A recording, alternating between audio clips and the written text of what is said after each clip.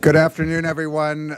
Thank you for bearing with us. My name is Dan Baer, and it's a pleasure to welcome you here to the Carnegie Endowment for International Peace, where we're thrilled to welcome the Fletcher School this afternoon. I'm going to introduce quickly our panel, and then we'll get straight to the conversation. We have Kelly Sims Gallagher, who is the dean of the Fletcher School, also a professor of energy and environmental science, and a non-resident scholar here at Carnegie as well. The fun fact about Kelly is that her father was my elementary school principal, confirming what a 13-year-old told me at a bar mitzvah a few years ago, which is the world is not that small, it's just not very well shaken up. At the other end, we have Dan Drezner, who is, for most of us, we know him as an annoyingly prolific writer, who's also a professor at the Fletcher School, but who seems to be able to weigh in with pithy, humorous, and insightful takes on anything happening in the world with startling speed. And so those of you who have read him for years in the Washington Post, Foreign Policy, and other places will recognize him.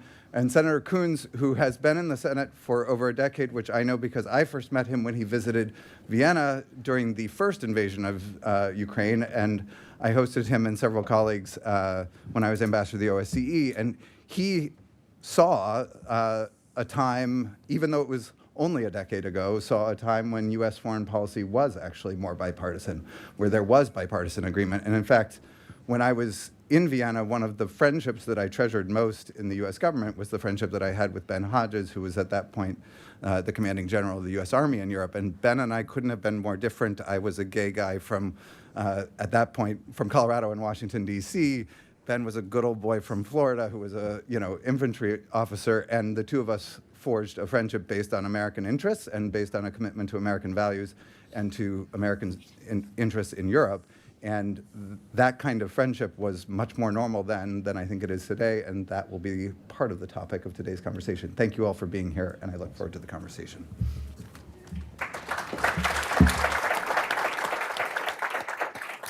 Well, thank you so much, Dan. Thank you all for coming. We're going to dive right in because I know our senator is on a tight time schedule.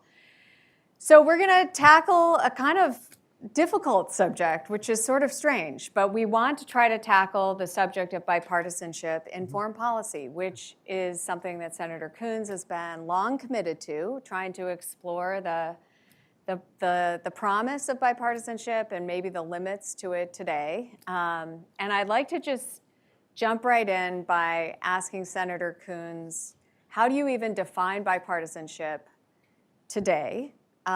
When we have, I think, a differentiation, and we'll get into this as we talk about different topics, between President Trump himself and many in the Republican Party, specifically, I'm thinking in the Senate. So thank you for a chance to be with you. Thank you, everybody, for being here. And forgive me, I'm a little amped up. It's been an interesting couple of days. I was just at the Munich Security Conference this past weekend, and inside the room of our delegation meetings, it felt like the bipartisan engagement with the world that I've known for my 15 years on the Senate Foreign Relations Committee hadn't changed at all. We had folks like Senator Risch and Senator Ernst and Senator Collins and Senator Graham on the Republican side, and me and Senator Whitehouse and Schatz and Shaheen and others. And in meetings with the Secretary General of NATO, with President Zelensky, it felt like it was 6 months ago. The Republicans were saying that the mistake Biden made was we weren't giving more arms earlier to Ukraine, and how determined we are to stand tall and keep our commitments to NATO. Some of those folks are today saying that Ukraine is the victim and Russia the aggressor, and that Putin's never been elected, Zelensky was elected, and that it's obscene to suggest the opposite, but most are not.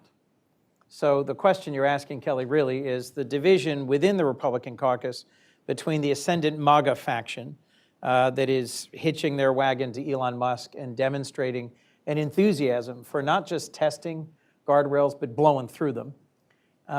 I, in the last Congress, was the chairman of the committee that funded USAID, and Lindsey Graham was a good and close partner in that work. And in 3 weeks, the Doge Bros and Elon Musk and President Trump have smashed flat the vast majority of our foreign aid infrastructure, laying off thousands of people, causing enormous damage to our reputation in the world, to our ability to push back on human trafficking and extremism, hunger and disasters. So there is a tension between those Republicans who still insist they care about human suffering and they care about our reputation in the world, and those who are increasingly enthusiastic about the madman theory, not just for Trump, but for the whole country, and who think that a dramatic level of unpredictability somehow serves our interests, which is required for someone to sit in the room as Vice President Vance delivers unrecognizably incoherent remarks to a whole room full of our partners and allies from across Europe. So is bipartisanship still possible? Today, I introduced 4 bipartisan bills that relate to hostage taking and how we treat American hostages when they come home. I could explain them briefly if it's of any interest. Yeah, do it. So this is the kind of thing that's been my stock in trade for a decade. Jason Rezaian is a Washington Post reporter. He spent nearly 2 years in an Iranian prison. When he got home from Iran, what was the first thing he got from the US government? A tax bill, fines and fees included. And he went to the IRS after overcoming some shock at both the size of the bill and the fact that he got a bill. And a very dutiful IRS agent said, well, but how do we know that you were, right? Right, I mean, by statute, they were, right, you didn't file your taxes. And he's like, it's right here on the front page of the Post, right? And I said, well, yeah. So the special presidential envoy for hostage affairs, known by the catchy phrase SPIHA, Roger Carstens, in the last administration, worked with me and Senator Rounds to get passed unanimously by the Senate a bill that says if you're on the list, until recently there were 30 on the list of Americans who are wrongfully detained, and you're released, that you still have to pay, but you don't pay the fines and the fees, and eventually you have to file. Second bill for restoring your credit score.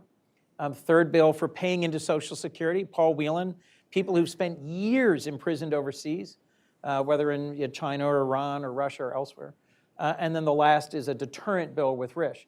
4 bills, 4 Republicans, common sense topics, fight hostage taking as a tool of diplomacy, should be easy to do. Why do I do a bill like that? First, it gives me something to talk to some of the most extreme Republicans about where I know they're going to agree. I'm not testing some, are you with or against Trump? Second, it's an icebreaker that shows that I'm willing to say that maybe the IRS isn't a perfect agency. Third, it's something I can talk about in literally any audience and folks give it a positive reaction. It's the gateway drug to getting engaged with actually legislating with me.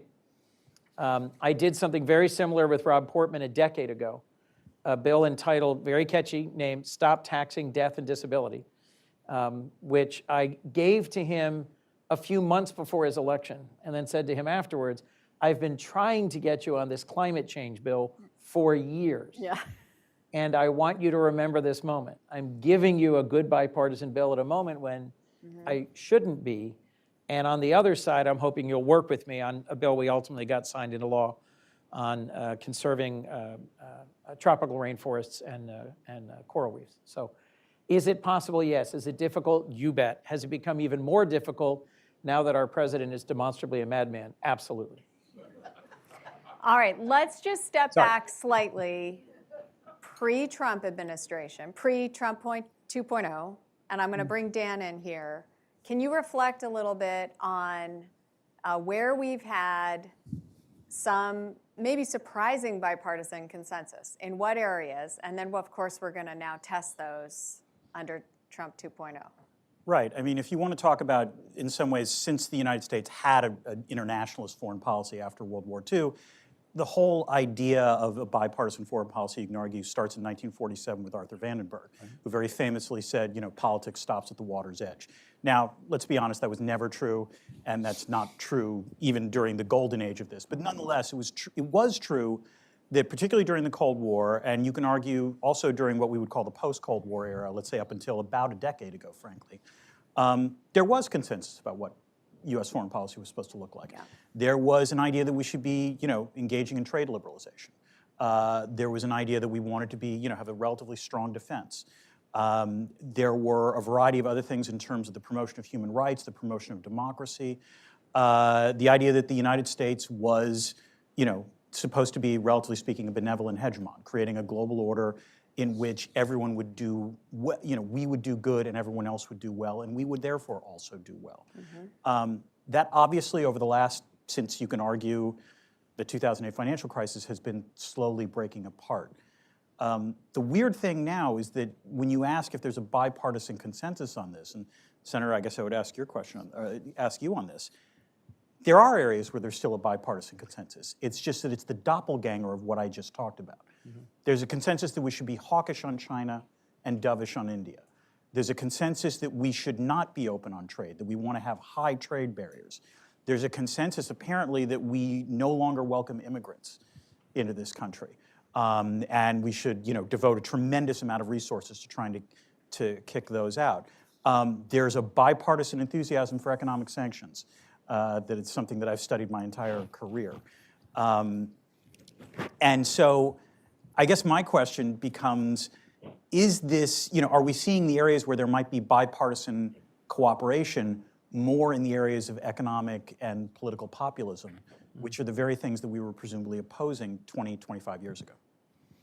Well, certainly in the 2020 election, 2016 election, you've seen the emergence of economic populism on the left and the right. Yeah.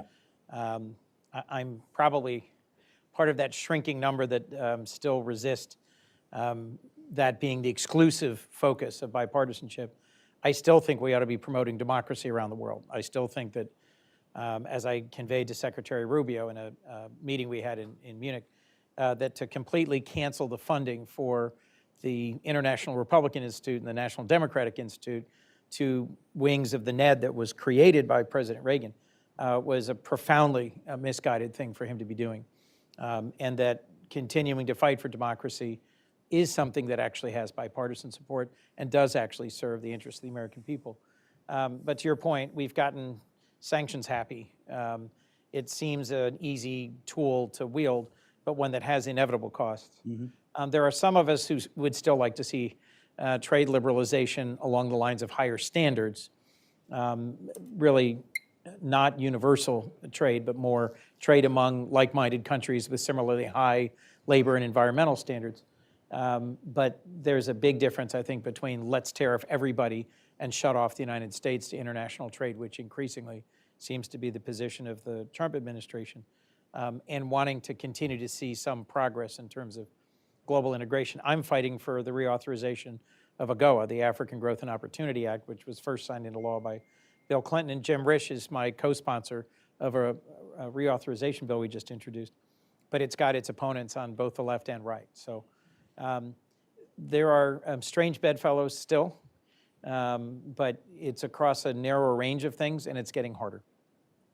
To what extent do you think we still have any bipartisan consensus? And again, I want to acknowledge we've got differentiation in the Republican caucus now on alliances. So Roger, Senator Wicker, the Armed Services Committee chairman, just gave Washington's farewell address, I think without an ounce of irony, because we just returned from Europe where all the Republicans who were with me on that delegation insist that NATO Article 5 is inviolable, that our partnership with NATO is still the very anchor of our security and prosperity, and that all we're trying to do is get our allies to increase their percentage contribution. If that's what the current posturing is all about, I'm great. Yeah. I'm afraid it's not. I'm afraid there's an increasing number of folks who lean more in the Vance direction, which is the hell with all you. We are America first, which means unconstrained by any sort of enduring alliances. I had some very disturbing conversations with several foreign ministers about early positions the administration's taking that are wildly at variance with existing treaties. And there's been a lot of focus on NATO and Ukraine in the last week. Things are moving so fast. But let's turn to Asia for a minute. Yep. I spent a lot of time in Asia this fall, and there was a lot of concern on the part of Japanese and Korean allies about whether the United States was going to be honoring its commitments in that domain. What do you think? So I don't know. I spoke earlier today to 30 Japanese business leaders and thanked them for making the effort, investing the time, because they don't often, as a community, make what is a very long trip. I was on a bipartisan delegation that included Senator Thune, Senator Hagerty, Senator Britt, Senator Schmidt, Senator Peters, and we went to Japan and Korea, 6 months ago. And everyone behaved themselves. Everyone talked positively about two of our major treaty allies in the region. I was encouraged that one of the first things Secretary Rubio did was a Quad meeting, and that Prime Minister Ishida's visit with President Trump was relatively conflict-free. But I fully now expect that Trump will turn to Asia after Europe, and once he's done tearing up our relationships and security alliances in Europe, will do some real damage in Asia as well. I think he thinks that we can just threaten our closest allies and partners with double-digit tariffs, with impunity, extract modest concessions, and have it not harm our relationship. I think he's wrong. I think recent developments in South Korea make the dramatic progress that President Biden made at Camp David and afterwards with South Korea and Japan really puts that at risk. And given the abrupt and unexpected announcement from Secretary Hegseth of 8% per year cuts to defense spending for the next 5 years, I know the Australians have questions they'd like answered about what that means for AUKUS. I think the Biden administration left a very strong legacy in the Indo-Pacific. I think from elevating the Quad to bringing together Korea and Japan to launching AUKUS to really engaging with the Pacific Island nations in the first time in years, to not continue on those trajectories would be a key strategic mistake. But I cannot predict where President Trump will go with these things. So Dan and I were talking earlier that one of the biggest shocks has been the Putin-Trump Entente. What do we say? Yeah, okay, entente. Which really It's turns a warmer embrace than an entente. decades of bipartisan consensus, I think, on its head. So feel free to reflect on that. But I'm also looking ahead to another analog, which is Xi Jinping, and what might happen with an approach to Xi Jinping. Well, look, I don't know, but I think there is a non-zero chance that Trump has always admired Putin and always had a certain enthusiasm for him, and that he may think he's pulling Putin away from China, and that you'll see as a piece of the settlement of the betrayal of the arrangement between Ukraine and Russia, some U.S.-Russia arrangement around the Arctic that excludes the Chinese. I fully expect Putin to come to the table with a menu much broader and more ambitious than Trump is prepared for, or than we might obviously expect. And that's one of the items I think we'll see. Putin will certainly push for lightning sanctions, for giving him Ukraine or leaving Ukraine so weak and harmed that he'll eventually absorb it. And I suspect we'll get not much in return except the sort of feint in the direction of pulling away from China.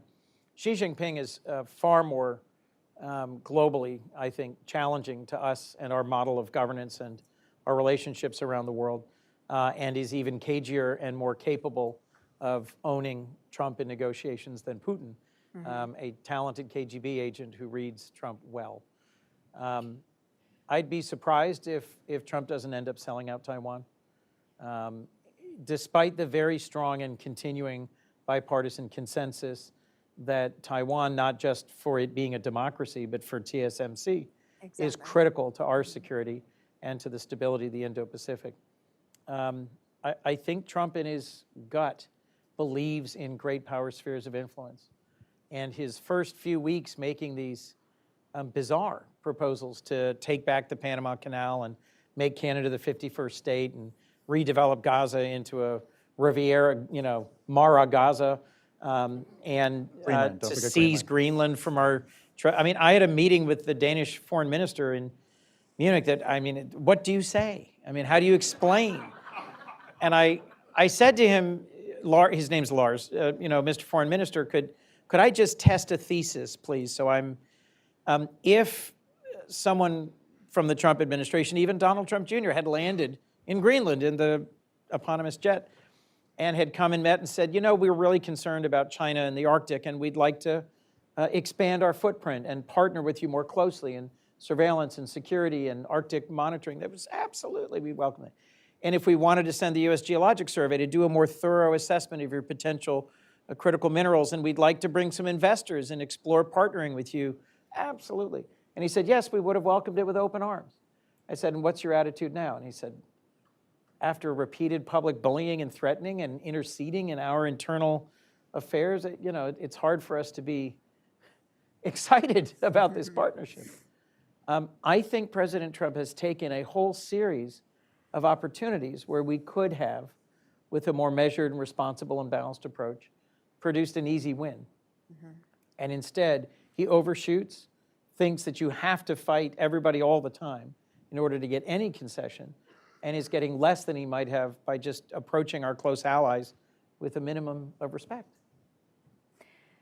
Do you think it's possible for Democrats to support any elements of Trump's foreign policy? So in the first Trump administration, I ended up saying positive things about USMCA, which was NAFTA 2.0. It basically imported some of the key chapters of TPP, and because of Speaker Pelosi, ended up being something Democrats could vote for because there were higher labor and environmental standards. Why? So let's just look at these two things. The Abraham Accords, avoiding the imminent annexation of the West Bank in exchange for some reduction in tensions and mutual recognition between Israel and the Emirates and Sudan, but it never really amounted to much, and Morocco and Bahrain, I think. In threatening to forcibly relocate 2 million Palestinians and redevelop Gaza for the golf course of his dreams at the eastern end of the Mediterranean, and threatening double-digit tariffs on both Canada and Mexico, I think President Trump has taken his two signature foreign policy accomplishments of his first term and muddied them in ways that were utterly unnecessary and unconstructive. So your question, is it possible? Yeah, I mean, I was perfectly happy at the time to say, these are accomplishments, fine. If he does things that are in our national interest, I'm willing to recognize that fact. I'm just, in a month, so alarmed by the illegal, immoral, and consequential destruction of all of our foreign aid infrastructure that I'm looking forward with a lot more trepidation than I did last time.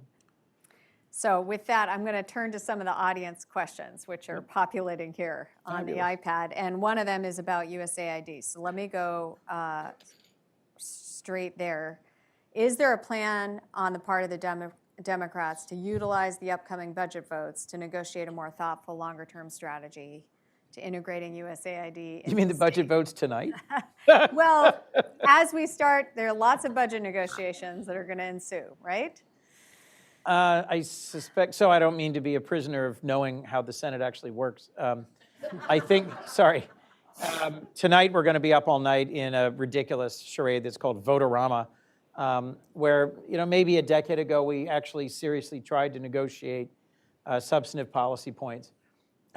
This has turned into a shirts and skins exercise where Democrats propose amendments really just to force Republicans to take tough votes and vice versa. And it has nothing to do with the actual substance of the ultimate outcome. Republicans are engaging in an exercise that we too have done. This is not to be, it's a result of the Budget Act of 1974. You can pass through reconciliation, it should be once a year, by 51 votes, things that you can't otherwise do. And that's how we passed the Affordable Care Act. It's how they passed the JCTA, the Job Cuts and Tax Reduction Act, I think, Trump's tax cuts of 2017. So they're doing what we've done before, and they're just jamming it through, and we're not having any bipartisan conversations at this point. The key issue is, will we actually appropriate again?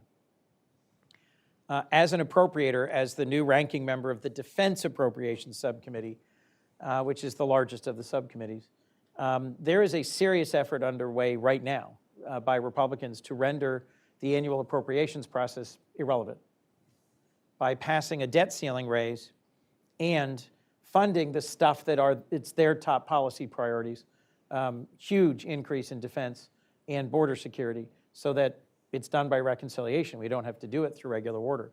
So it's hard to say that we're going to have constructive conversations when right now they're in the process of trying to make us irrelevant.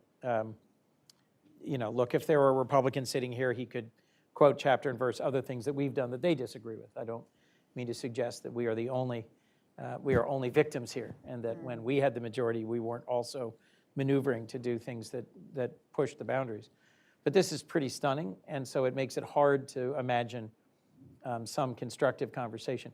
Your narrower question about AID, a bipartisan group of us spent half an hour with Rubio in person to follow on a lot of conversations we've been having, to say, you claim you don't want to end all humanitarian relief, disaster assistance, and some other key programs, and you've been busily signing waivers, yet they are utterly ineffective. You are failing to deliver on your promises to us. And we had a exchange.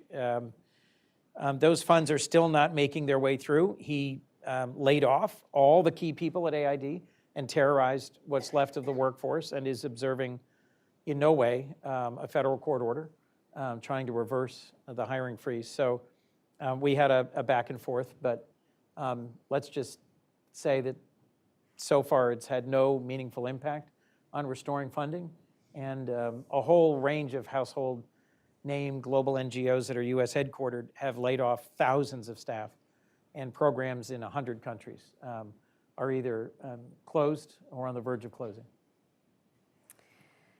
Okay, let's switch to Yay. Arms control. Aren't you glad you invited me? Yeah. President Trump called for arms control discussions with both China and Russia last week. Do you think this could be an area for constructive bipartisan foreign policy? Look, arms reduction, I think we both need, it's less likely, but I think we need the equivalent of an arms control agreement for the use of artificial intelligence with China. China and the US are the world's principal, fastest moving leaders in AI, and in particular the application of AI to conflict and to weapon systems. And I think if there is a genuine risk for dramatic global harm, AI is one of our biggest threats. Obviously, nuclear weapons is one of our longest existing threats. And to bring China into the conversation now that they are dramatically expanding and modernizing their nuclear force would be very constructive if we could get it done. The Chinese have persistently refused to engage in any sort of strategic arms control negotiation with us.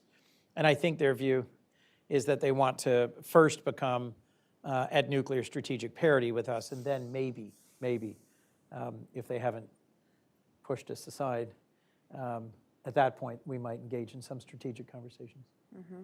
Absolutely, it could be a bipartisan area of engagement. Okay, let's turn to countering disinformation and foreign influence. Are we still doing that? Dan, take it over. Sorry. No, go ahead. You can. No, I would just go on a rant for 10 minutes. I actually have a slightly different question. I just did that, sorry. Okay. Yeah, so I actually have a slightly different question. I'm going to take advantage of being on the podium to ask you this, which is we've been talking about bipartisanship. Let's talk about partisanship for a second.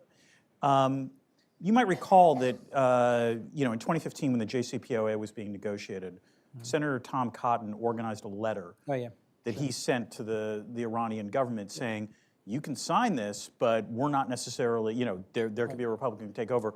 We're not necessarily going to do that. Now, this was widely condemned by Democrats at the time as being, reckless and so on and so forth. But given that you are now in the minority, I guess the question I have to ask is, can you conceive of a situation where the Democrats would do some version of that if the U.S. signs an agreement with Russia, or if there's some sort of grand bargain, which seems like a bad deal with Xi, something along those lines? So I really can't posit an exact parallel, meaning a group of Democrats writing someone who is demonstrably an enemy of the United States and saying, hey, by the way, listen to us. But saying this may be an agreement reached by the President of the United States, but we profoundly disagree. We disagree with the facts. We disagree with the direction. We disagree with the impact. I'd say that's actually quite possible, particularly in this circumstance. if President Zelensky and Ukraine are coerced into a profoundly unfair deal that is the equivalent of an abdication of our respect and partnership with their brave fight for their own freedom and sovereignty, that's quite possible. I think that is positioned differently than Senator Cotton's action was, but look, to the larger point about are we still fighting disinformation, I had a memorable meeting with the Romanian foreign minister. As you may have noted, the vice president in his remarks in Munich specifically brought up the Romanian election twice as an example of how Europe has abandoned our common values and our commitment to free speech and free and fair elections. I am certain I'm in one of the few rooms where folks might actually be tracking this, unlike in the Senate. I went to Moldova and Romania between Christmas and New Year's because I thought it was urgent that someone from the Senate come and meet with Maia Sandu, President of Moldova, and talk about the consequences and impact of Russia turning off the gas to Transnistria and thus the rest of Moldova as a coercive measure, and to meet with the President and Prime Minister and our intelligence station and Romanian intelligence and the Constitutional Court members to talk about their decision to essentially overturn an election based on their assessment that there had been, through TikTok, a dramatic level of Russian interference in their free and fair elections and a violation of Romanian election law. I see this almost exactly opposite of how apparently the vice president does, rather than a violation of our core values, willfully allowing foreign manipulation of one's own election in violation of a nation's election laws through social media strikes me as reckless, were the Romanians to have just ignored that and enshrined the results of an improper election. Isn't that one of the problems, though? The fact that, as you say, this is a room where people would care about Moldova and Romania. Isn't one of the problems in terms of talking about bipartisanship in foreign policy is that fundamentally the American people don't care. It's not that they're hostile to Ukraine or Taiwan or what have you. They are fundamentally uninterested in foreign policy, which is a depressing thing for a professor of international politics to say, but nonetheless is the state of public opinion right now. Yet this room is full. So, I'll say this. Americans have a remarkable network of connections to the rest of the world. We are a nation largely made up of immigrants who came here through a wide variety of means at different times and in different ways. But the number of Delawareans, the number of people in my region who come to me to urgently talk about China and Turkey, India and Pakistan, Rwanda and DRC, Moldova and Romania, Ukraine, Taiwan versus PRC. All of these nations have diaspora communities in my immediate region. There's factions of Cameroonians in Delaware. And it is delightful to be routinely reminded that while average Americans don't care, hundreds of millions of Americans care. And so to some extent, I think simply raising their voice and being more vocally and viscerally owning a rightful place in American politics in terms of how we engage with the world is something I try to encourage diaspora communities to do. Many of these folks are first-generation Americans, and so somehow, oddly, feel less like it's okay for them to... I feel like it's impolite for them to do it. And I keep saying, keep talking, because I'm convinced our safety and security and prosperity is rooted in being a nation that is welcoming and celebrates immigrants, that remains connected to the rest of the world in an open-handed, balanced way, that respects our differences in values and systems and histories, but invests in mutually beneficial development. And I do think Americans care about whether children are starving, about whether disease is spreading, about whether human traffickers are taking advantage of desperate people, about whether famine causes migration. They may not know what USAID does, but they care about the people and their lives, and they care even more about it not negatively impacting us and our lives. But you're right, it is a tough argument to make. And there are very few presidential elections that turn on foreign policy issues. But there are hundreds of millions of Americans who know that if we don't engage with the world and pay attention to the world, that in the end, problems that are today overseas will inevitably become our problems. Okay, I want to try to get a couple more questions in. Oh, you're getting Please. applause, applause. All right. You led the Bipartisan Build Act that created the Development Finance Corporation during the first Trump term. Yep. Do you see other opportunities like that to supplement sanctions and tariffs with additional positive economic tools? Yes. Senator Young and I just introduced a bipartisan bill together about critical mineral processing and the Defense Production Act and ways that we might be able to accelerate investment in critical mineral processing. I will say this, forgive the self-indulgence. It's okay. The last conversation I had with Secretary Clinton before the election was about the DFC and the Build Act. And I said, Madam Secretary, I've got this great bill I've been working on with Bob Corker, and it's ready to go. And she asked a few pointed questions, and I explained it. She said, oh, that's great. And I said, this will be your first bill signed into law as president. She was not elected. You might not know that. And what was interesting about that experience was that Bob and I, Senator Corker, chairman of Foreign Relations in the next term, we sort of dropped back 30 yards and took this bill that made sense for a Democrat to sign and helped it make sense for Trump to sign.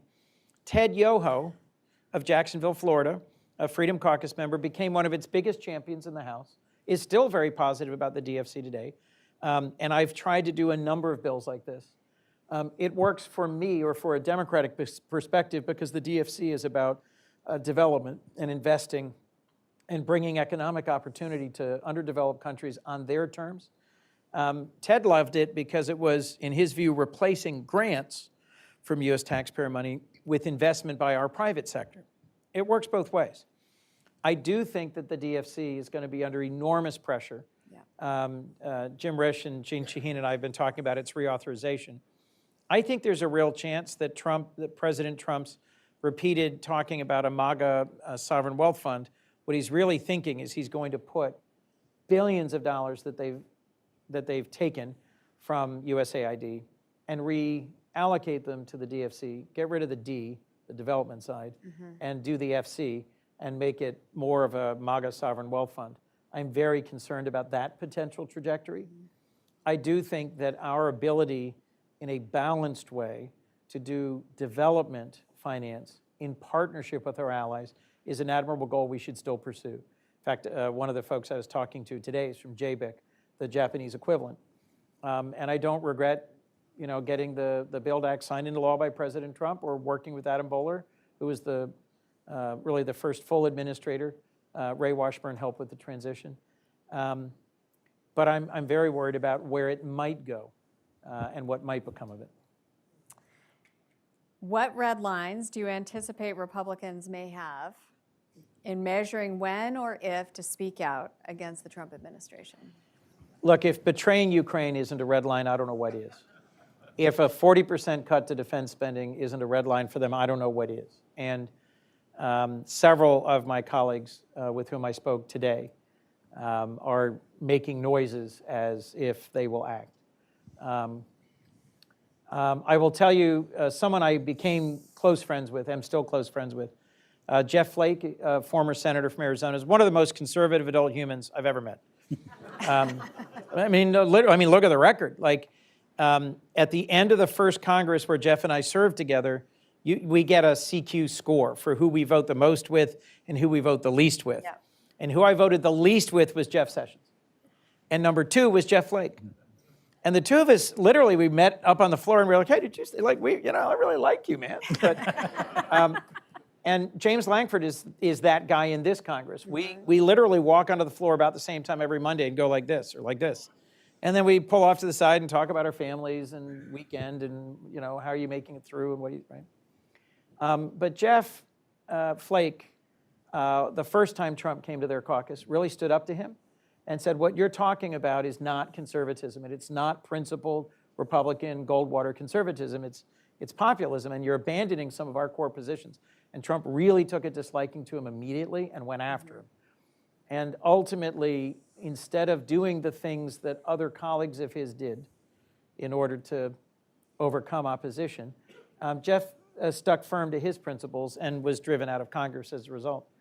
He later endorsed Joe Biden and has now served as ambassador to Turkey, but half his family won't speak to him again.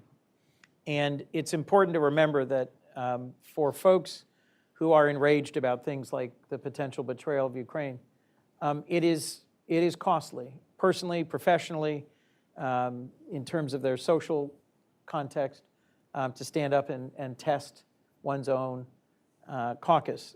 John McCain was a dear friend and someone I admired, and his refusal to go along with repealing the Affordable Care Act without anything to replace it was very costly. But he was a man of principle who saw clearly moments to stand up and stand separately. And I'm hoping that there's a few who will find they've just hit their red line with the very, very imminent potential betrayal of Ukraine. So I promised to get you out on time. Ooh, Siri is going off. Artificial intelligence, our greatest challenge. This is scary. I don't know how to turn this off. I'm the dean of the Fletcher School, which is a school of global affairs. I know we have a number of our students in the audience here. You and I first met each other about 30 years ago, when I was named as a Truman Scholar, and you were a mentor to our Truman class. And so I know you and I share a deep commitment to public service. And I think a lot of our current students are asking themselves right now, where is my future in public service? What do you have to say to them?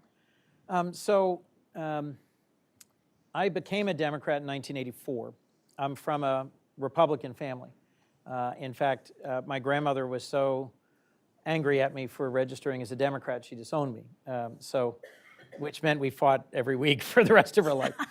I mean, my family's really serious about politics. My grandparents were very active anti-communists and very sort of proud Republicans.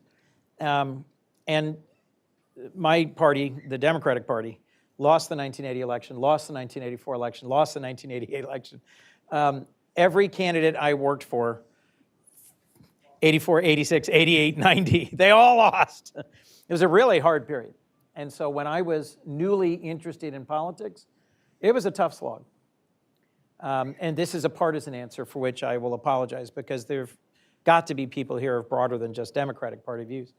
I've been saying to my team, in 1980, Democrats failed to defeat Ronald Reagan and failed to read the moment and the movement of the country, and kept getting it wrong until Bill Clinton ultimately, many years later, pulled the party in a different direction.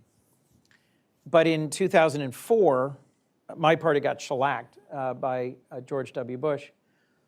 And 2 years later, we took back the Senate by a lot. And 4 years later, we elect Barack Obama and had both chambers of Congress. So it's up to you, if you care about electoral politics, to decide whether it's 1980 or it's 2004, whether you're going to throw yourself wholeheartedly into the elections this year in states across the country, but principally Virginia and New Jersey, whether you're going to work on one of the plucky House races that are going to change the map and change history, whether you're going to find one of the folks who deserves a shot at being president, but none of us have heard of right now.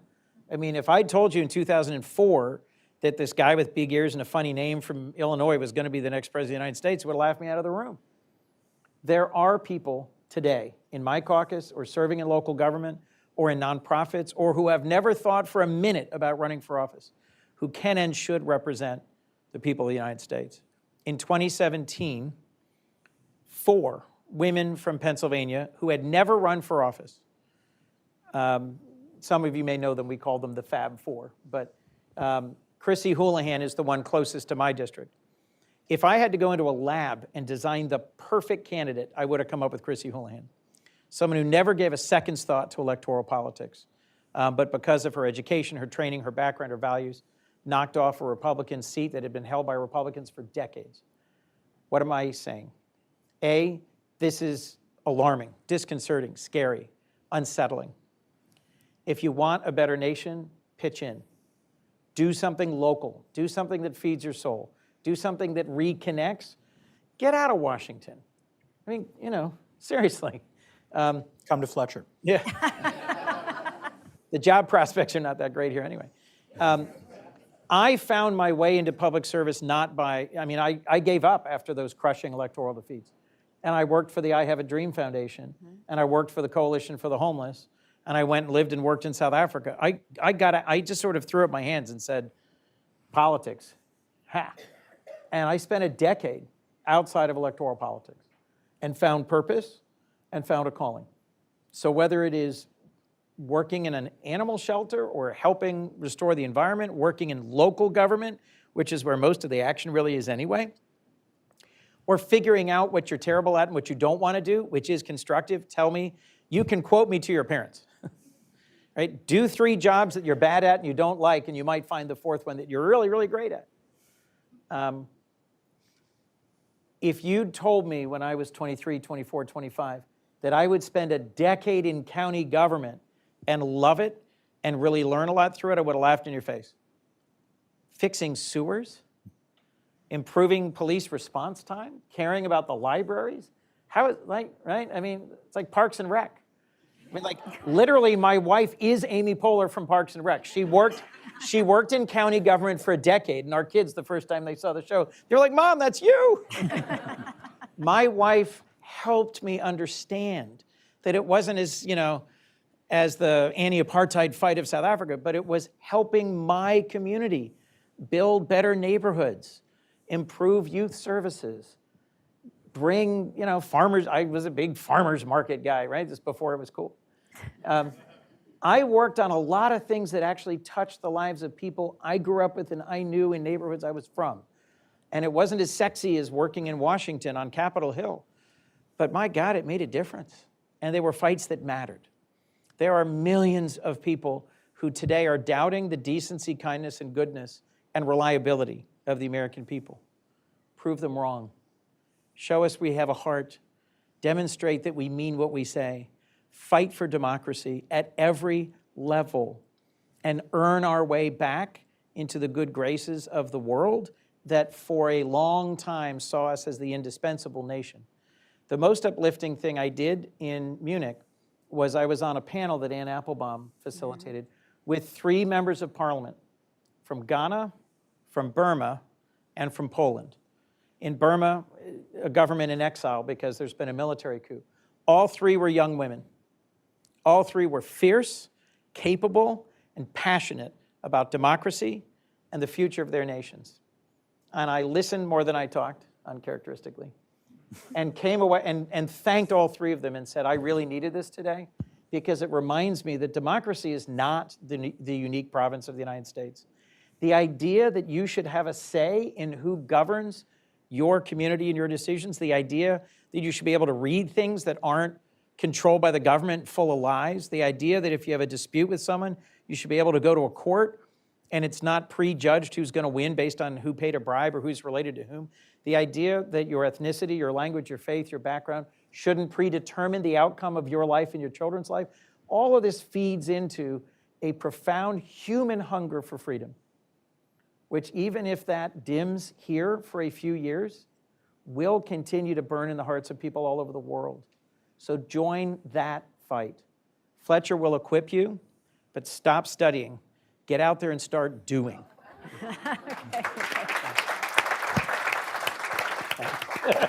Sorry for the ticket, Fletcher.